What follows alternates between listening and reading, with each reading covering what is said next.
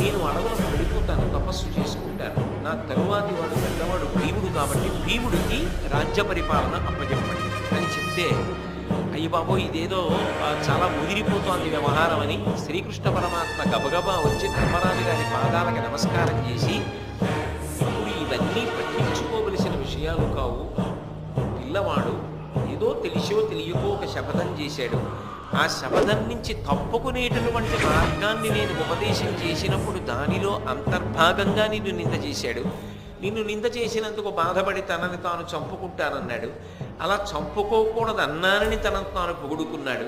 ఇప్పుడు నువ్వు అనుజ్ఞనిస్తే తప్పకుండా మేము వెళ్ళి కర్ణుణ్ణి వధిస్తాం. సూతసుతుని మెడనిత్తురు భూతలమున నివురు నేడు భూనాయక, నీవాతని కలిగినప్పుడు చూతెగియన్ పునియేన చుమ్ము పలికెదన్. అసలు ధర్మరాజా నీకు కోపమే రాదు.